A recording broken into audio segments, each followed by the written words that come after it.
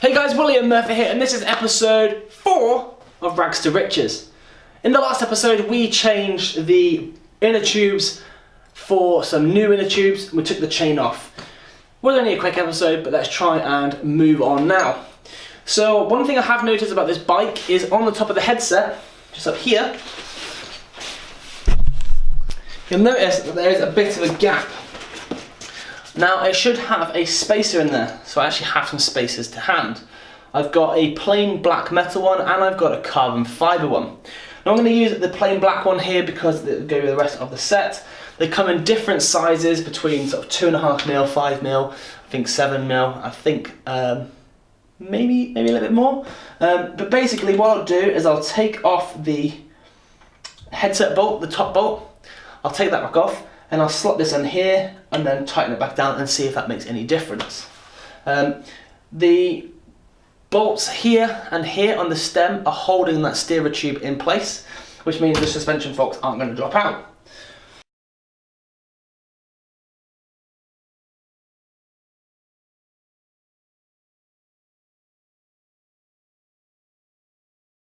Down.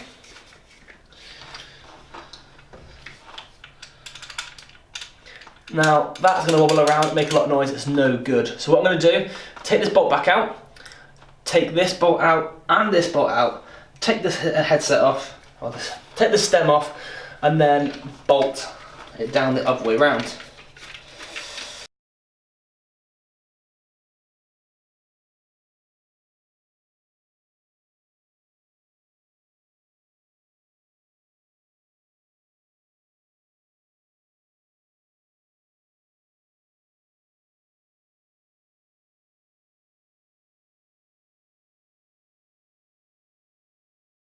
And with the top bolt done up of the headset, you want to make sure that you can still turn the handlebars and they're not too rough.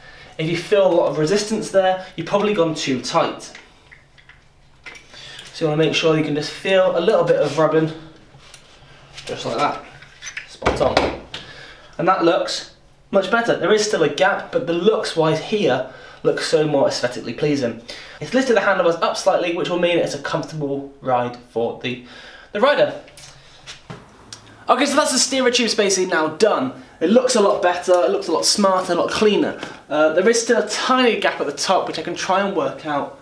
Maybe a way of sanding that top down to try and lower the level, cutting the top down to lower that level. Just trying to bring it, making it look a little bit, making it look a lot nicer to the eye.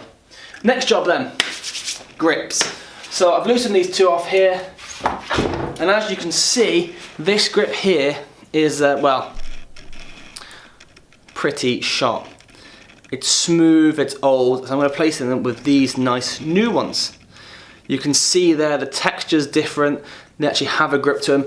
These ones here are extremely slippery and non-grippy. These ones here are spot on. So what I'm going to do is bin the old ones, take my Allen keys and loosen up these bolts. So they've got an Allen key nut at each end, and what they do is they fit on. They've got lugs front and back, and they've got little holes in the spacer. Okay, and they just sit on, and then they tighten up. So I'm quite OCD, so I'm gonna make sure that this Allen key bolt here and this one here are facing the same way. It doesn't really make any difference, but to me it just looks much better on the eye.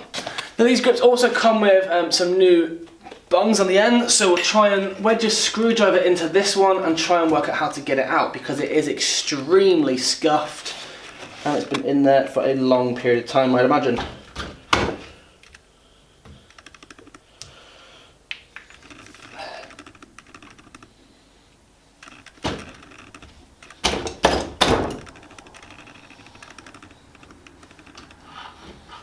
So what you want to try and do is wedge something in there to try and just prise it apart, and then you can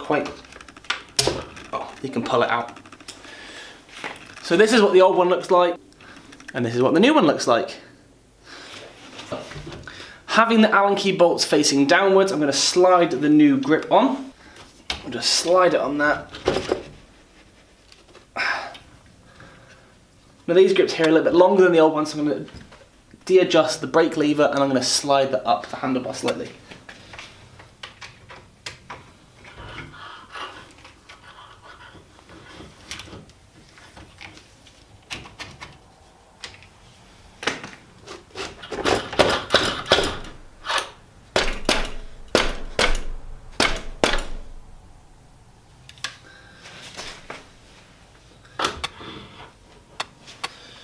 So we'll place the new bung in. I can keep a hold of it.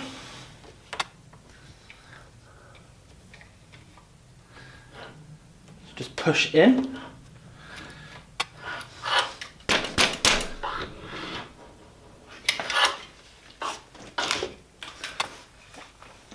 And then we'll put the bolts back in.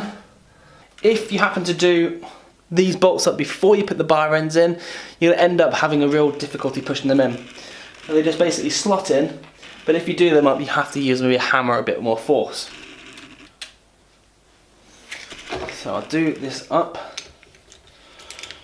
nip it up slightly.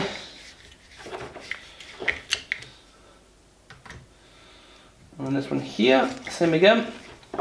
And then what I'll do is I'll just twist it round so that them Allen key bolts actually underneath, just like the brake lever is going to be.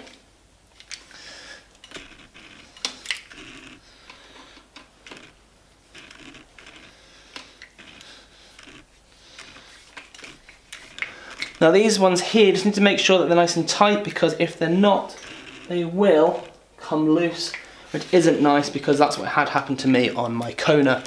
I fitted these, they came loose, and the grip was spinning.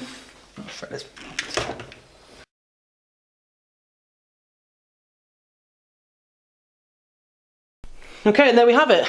New grips. Absolutely perfect. Really, really cheap off the internet. Were $3.99 for the grips, and actually they make a huge difference to both the feel and the look of this bike. On to the other side. Okay, so another job that I want to do to make all the bikes we've got look a little bit more presentable, a little more respectable as well, is actually filling in these blank holes. I bought off the internet, because I buy everything off the internet, a packet of bolt. Now these are called Bottle Boss bolts. They're stainless steel bolts, Allen key size, and actually they just screw straight in, so that if the potential new buyer wishes to fit a water bottle, they have some nice shiny new bolts to fit them with. It's a nice simple hack. Oh. It's a nice simple fix, and actually buying 20 only cost me £4. So you too can make your bike look very nice, and maybe just a little quick upgrade for next to no money. So they've got 1, 2, 3, 4, 5, 6.